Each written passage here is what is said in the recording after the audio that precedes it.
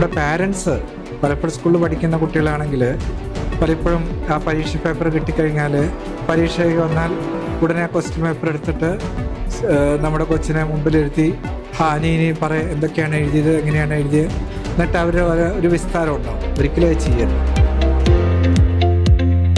അതേപോലെ തന്നെ പഠനം പോലെ തന്നെ വളരെ അവർക്കൊരു വിദ്യാർത്ഥികൾക്ക് വളരെ ചലഞ്ചിങ് ആയിട്ടുള്ള ഒരു സമയമാണ് പരീക്ഷ എന്ന് പറയുന്നത്. That is how to evaluate. നമ്മൾ പഠിച്ച കാര്യങ്ങൾ നമ്മളെ നേട്ടത്തിനായിട്ട് പകർത്തി വയ്ക്കുക. അത് വളരെ ഗംഭീരമായിട്ട് പകർത്തി വയ്ക്കുന്നിടത്താണ് പലതരത്തിലുള്ള ചാലഞ്ചുകൾ അല്ലെങ്കിൽ നമുക്ക് അവർക്ക് പലതരത്തിലുള്ള അഭ്യാസങ്ങളുടെ പോരായ്മയോ ചാലഞ്ച് എന്തായാലും വിദ്യാർത്ഥികൾ അഭിമുഖീകരിക്കേണ്ട സമയം വരുന്നത്. എങ്ങനെയാണ് പരീക്ഷയ്ക്ക് തയ്യാറെടുക്കേണ്ടത്? പരീക്ഷയെ അഭിമുഖീകരിക്കേണ്ടത് എങ്ങനെയാണ്?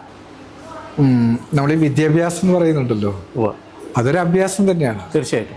അതിൽ നമ്മൾ വിദ്യ എന്ന് പറയുമ്പം നമ്മൾ പഠിച്ചാൽ മാത്രം പോരല്ലോ, പ്രാക്ടീസ്. അതിൽ അഭ്യാസം എന്ന് പറഞ്ഞാൽ ഈ പഠിച്ചത് നമ്മൾ എങ്ങനെ പ്രകടിപ്പിക്കുന്നു എന്നുള്ള ഒരു അഭ്യാസം തന്നെയാണ്.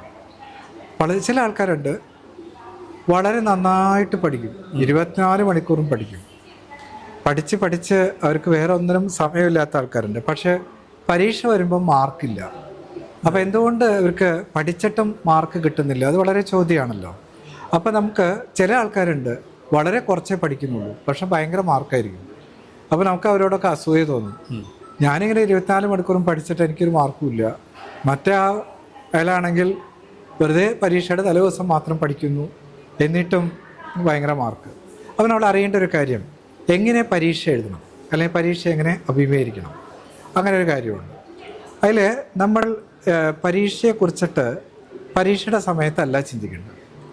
നമ്മൾ സ്കൂളിൽ അല്ലെങ്കിൽ കോളേജിൽ ജോയിൻ ചെയ്യുന്ന സമയത്ത് ഫസ്റ്റ് ഡേ തൊട്ട് തന്നെ നമ്മൾ വരാൻ പോകുന്ന ഒരു യൂണിവേഴ്സിറ്റി പരീക്ഷയെക്കുറിച്ച് നമ്മൾ ചിന്തിക്കണം.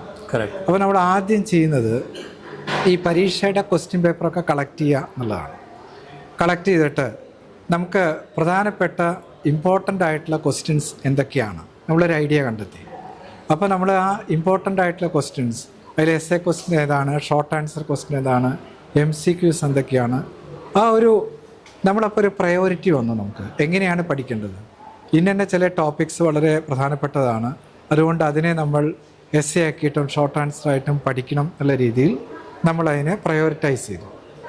അടുത്തത് ടൈം ടേബിളാണ്. നമുക്കൊരു വ്യക്തമായിട്ടുള്ളൊരു ടൈം ടേബിൾ വെച്ചിട്ട് വേണം നമ്മൾ ലക്ഷ്യത്തിനെ അഭിമുഖീകരിക്കാനായിട്ട്. വെറുതെ പഠിച്ചിട്ടൊന്നും കാര്യമില്ല. നമ്മൾ പരീക്ഷയ്ക്ക് കൃത്യം ഇത്ര ദിവസം മുന്നേ നമ്മൾ ടൈം ടേബിൾ ഉണ്ടാക്കുന്നു. 2 ദിവസം ബയോളജി, 2 ദിവസം കെമിസ്ട്രി, ഇത്ര ദിവസം മറ്റേ സബ്ജക്റ്റാണെച്ചെങ്കിൽ അങ്ങനെ നമ്മൾ മുന്നേറുന്നു. ഒരു ടൈം വെച്ചിട്ട് നമ്മൾ മുന്നേറുന്നു. അതിൽ ടൈം മാനേജ്മെൻ്റ് ഒക്കെ ഉണ്ട്.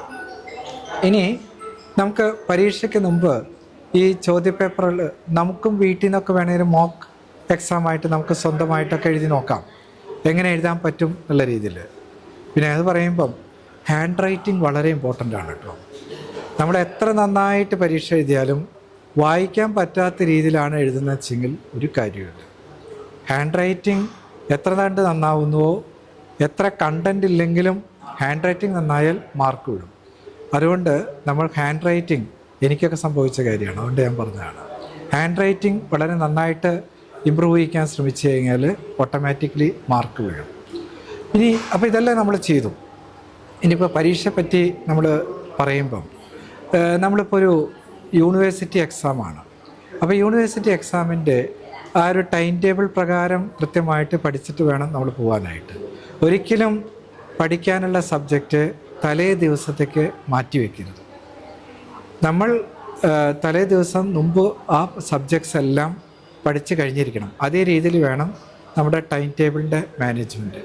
ഇപ്പോൾ തലേ ദിവസം നമ്മൾ ചെയ്യുന്ന ജസ്റ്റ് റിവൈസിങ് മാത്രമാണ്. നമ്മുടെ കയ്യിൽ നോട്ട്സും കാര്യങ്ങളൊക്കെ ഉണ്ടാവും.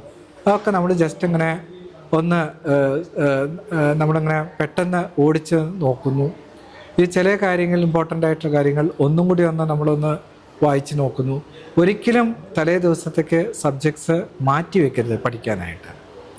തലേ ദിവസം നേരത്തെ കിടന്ന് ഉറങ്ങണം. നമ്മൾ ഒരിക്കലും 1 മണി വരെ, 2 മണി വരെ, 3 മണി വരെയൊക്കെ വായിക്കുന്ന ആളുകളാണ് പ്രധാനമായിട്ടുള്ളത്. പക്ഷേ ഒരു ഇഫക്റ്റീവായിട്ട് പരീക്ഷ നേരിടുന്നത് ആരും തലേ ദിവസം വൈകുന്നവരെ വായിക്കാതെ നമ്മൾ ചുരുങ്ങിയതൊരു 6 മണിക്കൂറോ 7 മണിക്കൂറോ തലച്ചോറിനെ വിശ്രമിക്കാനായിട്ട് തലേദിവസം നമ്മൾ സമയം കൊടുക്കണം. അങ്ങനെ നമ്മൾ സമയം കൊടുത്തു, നന്നായിട്ട് ഉറങ്ങുന്നു. പിറ്റേ ദിവസം വേണമെങ്കിൽ കുറച്ച് നേരത്തെ എണീറ്റ് ഒന്നുകൂടി നമുക്ക് ഏതെങ്കിലും സബ്ജക്റ്റ് വിട്ടുപോയിട്ടുണ്ടെങ്കിൽ നമുക്ക് ഒന്നുകൂടി വായിക്കാം.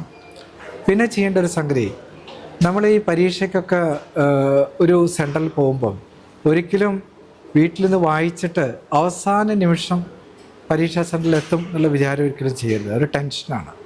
പലപ്പോഴും നമുക്കറിയാലോ ഇന്നത്തെ ട്രാഫിക്കും കാര്യങ്ങളൊക്കെ. ചിലപ്പം ബസ് കിട്ടാൻ വൈകും, വഴിയിൽ ട്രാഫിക് ബ്ലോക്ക് വരും, അപ്പോൾ പരീക്ഷാ സെൻറ്ററിൽ എത്താനായിട്ട് വൈകും. അപ്പോൾ ചുരുങ്ങിയത് അരമണിക്കൂർ ആ പരീക്ഷ സ്റ്റാർട്ട് ചെയ്യുന്ന മുമ്പെങ്കിലും പരീക്ഷാ ഹാളിൻ്റെ അവിടെ എത്താനായിട്ട് ശ്രമിക്കുക. പിന്നെ നമുക്ക് ഈ പരീക്ഷാ ഹാളിൻ്റെ അവിടെ എത്തിക്കഴിഞ്ഞാൽ പിന്നെ നമുക്ക് ടെൻഷനായിരിക്കും. എത്ര പഠിച്ചാലും ടെൻഷൻ ഉണ്ടാവും.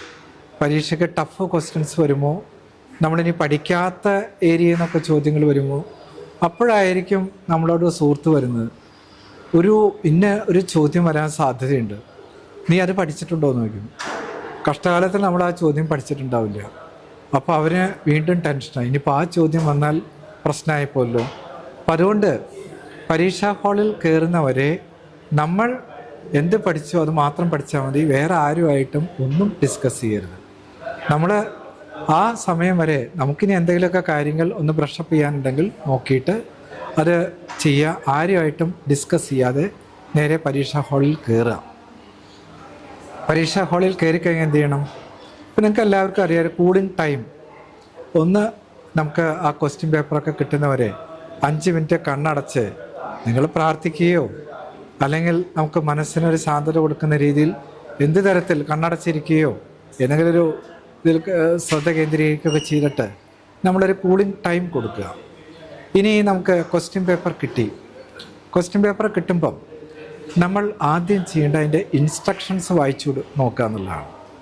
ഇപ്പോൾ ഒരു ചോദ്യപേപ്പറിന് 4 പേജസിൽ ഉണ്ടെങ്കിൽ ചിലപ്പോൾ പെട്ടെന്ന് ടെൻഷൻ അടിച്ച് ആ 4th പേജ് മിസ്സായിട്ട് ചോദ്യങ്ങൾ ഉത്തരം എഴുതാത്ത ആളുകളൊക്കെ ഉണ്ട്. അപ്പോൾ നമ്മൾ ആദ്യം ഇൻസ്ട്രക്ഷൻസ് വായിക്കുക, എല്ലാ ചോദ്യങ്ങളും എന്താണെന്ന് നോക്കുക, ഓരോ ചോദ്യത്തിനും എത്ര ടൈം കൊടുത്തിട്ടുണ്ട്, ടോട്ടൽ എത്ര മണിക്കൂറാണ്, എസ്സേക്കുള്ള മാർക്ക് എത്രയാണ്, അങ്ങനെ നമ്മൾ നോക്കണം. എന്നിട്ട് നമ്മൾ ചോദ്യങ്ങൾ എഴുതുമ്പം ഈ ഫസ്റ്റ് ഇംപ്രഷൻ ബെസ്റ്റ് ഇംപ്രഷൻ എന്നുള്ളൊരു കാര്യമുണ്ട്. അപ്പോൾ നമ്മൾ ആദ്യം ചെയ്യേണ്ടത് നല്ല ഹാൻഡ് റൈറ്റിങ്ങിൽ നമുക്ക് ഏറ്റവും അധികം അറിയുന്ന ഒരു ചോദ്യത്തിൻ്റെ ഉത്തരം അത് നമുക്ക് ആദ്യം എഴുതാം. അപ്പോൾ അതിന് ആ ക്വസ്റ്റ്യൻ നമ്പറൊക്കെ നോക്കണം. എന്നിട്ട് നമുക്കറിയാവുന്ന ചോദ്യത്തിൻ്റെ ഉത്തരം ആദ്യം എഴുതുക. അതിൻ്റെ അർത്ഥം ആദ്യം അറിയാവുന്ന ചോദ്യത്തിൻ്റെ ഉത്തരം മാക്സിമം എഴുതുക എന്നുള്ളതല്ല. അതിനൊരു ടൈം നിശ്ചയിച്ച് ഓരോ ചോദ്യത്തിനും ഇത്ര ടൈം നിശ്ചയിച്ച് അത് നന്നായിട്ട് എഴുതുക. അങ്ങനെ നമുക്ക് അറിയുന്ന ചോദ്യങ്ങൾ ഇങ്ങനെ എഴുതി കൊണ്ടുവന്നിട്ട് നമുക്ക് അത്ര അറിയാത്ത ചോദ്യങ്ങൾക്കുള്ള ഉത്തരം പിന്നെ ലാസ്റ്റ് അറ്റംപ്റ്റ് ചെയ്യാം. ഇനി അറിയാത്ത ചോദ്യത്തിന് ഉത്തരം എഴുതണോ, അതും നമ്മൾ ശ്രദ്ധിക്കേണ്ടതാണ്. അറിയാത്ത ചോദ്യത്തിന് നമ്മൾ ഉത്തരങ്ങൾ വിഡിത്തങ്ങൾ എഴുതാതിരിക്കുന്നതാണ് നല്ലത്. അറിയാത്ത ചോദ്യത്തിന് ഒട്ടും ബന്ധമില്ലാത്ത ചില ഉത്തരങ്ങളൊക്കെ എഴുതി കഴിഞ്ഞാൽ നമ്മുടെ ഫസ്റ്റ് ഇംപ്രഷൻ എന്ന് പറഞ്ഞ പോലെ last impression will be the worst impression എന്ന് പറയുന്ന പോലെ നമ്മുടെ ഉള്ള മാർക്ക് കുറയാനും നമുക്ക് സാധ്യതയുണ്ട്. അപ്പം അതുകൊണ്ട് നമുക്കിങ്ങനെ ചെയ്തിട്ട് ടൈം നിശ്ചയിച്ചുകൊണ്ട് നമുക്ക് ചോദ്യങ്ങൾക്കുള്ള ഉത്തരം എഴുതാം. എപ്പോഴും നമ്മൾ ഉത്തരം എഴുതുമ്പം ഒരു 2-3 ലൈൻ ഓരോ ചോദ്യങ്ങൾക്ക് ഉത്തരം എഴുതിയിട്ട് 2-3 ലൈൻ നമ്മളൊന്ന് ബാക്കി വയ്ക്കുന്നത് നല്ലതാണ്. അത് വെച്ചാൽ കുറേ സ്പേസ് നമുക്ക് വിടരുത്. കാരണം എന്താണ്, മറ്റ് ചോദ്യങ്ങൾക്ക് ഉത്തരം എഴുതുമ്പോഴായിരിക്കും ഫസ്റ്റ് ചില ചോദ്യങ്ങളുടെ ഉത്തരം ഒരു പോയിൻ്റ് നമുക്ക് കിട്ടുന്നത്. ഉടൻ തന്നെ ആ പോയിൻ്റ് എഴുതി വെക്കാനാണ്. അല്ലെങ്കിൽ ആ പോയിൻ്റ് നമുക്ക് എഴുതി വെക്കാൻ അപ്പോൾ കഴിഞ്ഞില്ലെങ്കിൽ നമുക്ക് ആ ചോദ്യപേപ്പറിൽ ആ ചോദ്യത്തിൻ്റെ നമുക്ക് ആ ഉത്തരം കിട്ടുന്ന ആ ചോദ്യത്തിന് നേർക്ക് നമുക്ക് ആ പോയിൻ്റ് എഴുതി വയ്ക്കാം. പിന്നീട് നമുക്ക് അത് എഴുതാൻ വേണ്ടിയിട്ടാണ്. പിന്നെ നമുക്ക് ഒന്നുകൂടി നമുക്ക് ഈ പരീക്ഷകനെ അതായത് വാല്യൂ ചെയ്യുന്ന ആളെ ഇമ്പ്രസ് ചെയ്യാൻ വേണ്ടിയിട്ട് നമ്മൾ ചില ഇയേഴ്സ് ഇപ്പം 1947 അതിനൊക്കെ നമുക്കൊരു കളർ ഇങ്കിൽ കൊടുത്തിട്ട് നമുക്ക് ഹൈലൈറ്റ് ചെയ്ത് കൊടുക്കാം. അല്ലെങ്കിൽ ചില ആളുകളുടെ പേരുകൾ നോക്കുമ്പോൾ ഹൈലൈറ്റ് ചെയ്ത് കൊടുക്കാം.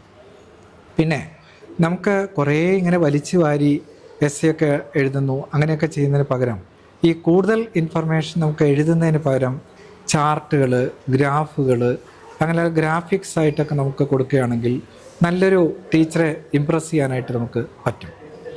അങ്ങനെ എഴുതിയിട്ട് നമുക്ക് അറിയാത്ത ചോദ്യത്തിന് നമുക്ക് ഉത്തരം അറ്റംപ്റ്റ് ചെയ്യാതിരിക്കാതിരിക്കും നല്ലത്. അങ്ങനെ നമ്മൾ എഴുതി കൊണ്ടുവന്നിട്ട് നമ്മൾ കഴിയുന്നതും ഈ പരീക്ഷാ ഹാളിൽ നിന്ന് എത്രയും നേരത്തെ ചാടി രക്ഷപ്പെടാതെ പരീക്ഷയുടെ സമയം, ആ അലോട്ടഡ് ടൈം കഴിയുന്നവരെ നമ്മൾ ഇരുന്നു കൊണ്ട് ഇനി നമുക്ക് ഉത്തരങ്ങൾ കിട്ടുമെന്ന് ആലോചിച്ചിട്ട് നമുക്ക് എഴുതുന്നതായിരിക്കും നല്ലത്. പിന്നെ ചോദ്യങ്ങളുടെ നമ്പറും ഉത്തരവും ആ എഴുതുന്ന ചോദ്യക്കടലാസിൽ അതേ നമ്പറാണോ അത് നമ്മൾ വളരെയധികം ശ്രദ്ധിക്കണം. അതുപോലെ തന്നെ റോൾ നമ്പർ എഴുതുന്നത് വളരെ ശ്രദ്ധിക്കണം. പലപ്പോഴും റോൾ നമ്പറൊക്കെ എഴുതാൻ വിട്ടുപോയാൽ അത് പ്രശ്നമാണ്. കണ്ടൻറ്റാണ് പ്രധാനം. കുറഞ്ഞ പേപ്പറുകൾക്കുള്ളിൽ കൂടുതൽ കണ്ടൻറ്റ് എഴുതുന്ന ആൾക്കാർക്കും മാർക്ക് കിട്ടുന്നത്. അവർക്കായിരിക്കും കൂടുതൽ നന്നായിട്ട് ഹാൻഡ് റൈറ്റിംഗ് ഒക്കെ മെച്ചപ്പെടുത്തിയിട്ട് എഴുതാനായിട്ട് സാധിക്കുക. അപ്പോൾ തീർച്ചയായിട്ടും ഇതൊക്കെ ശ്രദ്ധിക്കുക. കഴിയുന്നതും ഹൈലൈറ്റ് ചെയ്യാനായിട്ടുള്ള കാര്യങ്ങൾ ഉപയോഗിക്കുക. ഇങ്ങനെയൊക്കെ ചെയ്ത് പരീക്ഷ സമയം വരെ എഴുതി അങ്ങനെ നമ്മൾ കൊടുത്തു. ഇനി എന്താ ചെയ്യേണ്ടത്? പരീക്ഷാ ഹാളിൽ നിന്ന് പുറത്ത് കടന്നു. ഒരിക്കലും നമ്മളധികം ഡിസ്കസ് ചെയ്യരുത്. നിനക്ക് എങ്ങനെയുണ്ടായിരുന്നു, നിനക്ക് എളുപ്പമായിരുന്നോ, മറ്റവനെ എങ്ങനെയുണ്ടായിരുന്നു, അങ്ങനെയുള്ള ഡിസ്കഷൻ ഭയങ്കര അൺഹെൽത്തി ഡിസ്കഷനാണ്. കാരണം നമുക്ക് കുറച്ച് ടഫായിരുന്നുണ്ടാവും, അടുത്ത ആൾക്ക് കുറച്ചിപ്പം ഭയങ്കര എളുപ്പമായിരുന്നുണ്ടാവും. അപ്പോൾ നമുക്ക് ടെൻഷൻ തോന്നും, മറ്റാൾക്ക് എളുപ്പമായിരുന്നല്ലോ, എനിക്ക് ബുദ്ധിമുട്ടായിരുന്നല്ലോ. അപ്പോൾ നേരെ പരീക്ഷ കഴിഞ്ഞാൽ നേരെ വീട്ടിൽ പോവാം. വീട്ടിൽ പോയിട്ട് നമുക്ക് വേണമെങ്കിൽ ഒന്ന് കാൽക്കുലേറ്റ് ചെയ്ത് നോക്കാം എത്രയൊക്കെ മാർക്ക് നമുക്ക് കിട്ടും എന്നുള്ളതൊക്കെ നമുക്ക് കാൽക്കുലേറ്റ് ചെയ്തിട്ട് നമുക്കത് അവിടെ വയ്ക്കുക. ഇനി എന്ത് ചെയ്യണം? ഉടനെ തന്നെ നാളെ പരീക്ഷ ഉണ്ടെങ്കിൽ നാളത്തെ പരീക്ഷയ്ക്ക് വായിക്കരുത്, കുറച്ച് വിശ്രമിക്കുക. നമ്മൾ 1-2 മണിക്കൂർ കിടക്കുക. കിടന്ന് ഒന്ന് നന്നായിട്ട് ഉറക്കം കിട്ടിക്കഴിഞ്ഞാൽ അടുത്ത പരീക്ഷയുടെ നമുക്ക് വായിക്കാം. ഇത് ഞാൻ പറഞ്ഞ പോലെ ലേറ്റ് നൈറ്റായിട്ട് 2 മണി 3 മണി വരെ വായിക്കാതെ നമ്മൾ സ്വസ്ഥമായിട്ട് ഇരുന്ന് വായിച്ച് അടുത്ത പരീക്ഷയ്ക്ക് തയ്യാറെടുക്കുക. പിന്നെ നമ്മുടെ പാരൻസ് പലപ്പോഴും സ്കൂളിൽ പഠിക്കുന്ന കുട്ടികളാണെങ്കിൽ പലപ്പോഴും ആ പരീക്ഷ പേപ്പർ കിട്ടിക്കഴിഞ്ഞാൽ പരീക്ഷയ്ക്ക് വന്നാൽ ഉടനെ ക്വസ്റ്റ്യൻ പേപ്പർ എടുത്തിട്ട് നമ്മുടെ കൊച്ചിനെ മുമ്പിലിരുത്തി ഇനി എന്തൊക്കെയാണ് എഴുതിയത്, എങ്ങനെയാണ് എഴുതിയത്, എന്നിട്ട് അവർ ഒരു വിസ്താരം ഉണ്ടാവും. ഒരിക്കലും അത് ചെയ്യരുത്. അത് കുട്ടിക്ക് അവിടെ കോൺഫിഡൻസ് കുറയാനായിട്ടാണ് സാധിക്കുള്ളൂ. കുട്ടിയോട് പറയാം, ഡോണ്ട് വറി, നീ പരീക്ഷ എഴുതി, നീ പേടിക്കണ്ട, നീ ഒന്നും ചെയ്യണ്ട, അത് മാറ്റി വെച്ചോ, കുറച്ച് റെസ്റ്റ് ചെയ്യ്, അടുത്ത പരീക്ഷയ്ക്ക് പഠിക്കാം എന്ന് പറയാം. പിന്നെ ഈ വാല്യുവേഷനും കാര്യങ്ങളെല്ലാം എല്ലാ പരീക്ഷയും കഴിഞ്ഞിട്ട് നമുക്ക് ആ പരീക്ഷ കഴിഞ്ഞിട്ട് ലാസ്റ്റ് ഡേ നോക്കുന്നതായിരിക്കും നല്ലത്. അതുവരെ മറ്റു കുട്ടികളായിട്ട് ഡിസ്കസ് ചെയ്യാതിരിക്കുക, ഫോൺ ചെയ്ത് നോക്കാതിരിക്കുക. ഇങ്ങനെ ചെയ്യുകയാണെങ്കിൽ നമുക്ക് വളരെ ഇഫക്റ്റീവായിട്ട് പരീക്ഷയെ നേരിടാനായിട്ട് നമുക്ക് സാധിക്കും. അപ്പോൾ പരീക്ഷ എന്ന് പറഞ്ഞാൽ ഒരിക്കലും അത് 1-2 ദിവസം മുമ്പല്ല പരീക്ഷ എന്നുള്ള പ്രക്രിയ നേരിടേണ്ടത്. ലോങ് ടേം പ്രോസസ്സാണ്. ആ പരീക്ഷ എന്നുള്ളത് ഒരു അധ്യയന വർഷത്തിൻ്റെ ആരംഭം മുതലേ കണ്ടുകൊണ്ട് അതിനെ നേരിടുകയും അതിന് വേണ്ട തയ്യാറെടുപ്പ് നടത്തിക്കൊണ്ട് നമ്മൾ പരീക്ഷ എഴുതുകയാണെങ്കിൽ തീർച്ചയായിട്ടും നമുക്ക് നല്ല മാർക്ക് മാത്രമല്ല റാങ്കും അതിൻ്റെ ഉന്നതിയിലുള്ള മാർക്ക് നേടാൻ സാധിക്കും എന്നുള്ള കാര്യം അത് നമുക്ക് ജീവിതത്തിൽ പ്രാവർത്തികമാക്കാൻ പറ്റും എന്നുള്ളത് ഉറപ്പാണ്. Thank you Suresh sir. എന്തായാലും നന്നായി പഠിക്കുക, നല്ല രീതിയിൽ പരീക്ഷയെ അഭിമുഖീകരിക്കുക. Thank you Suresh sir.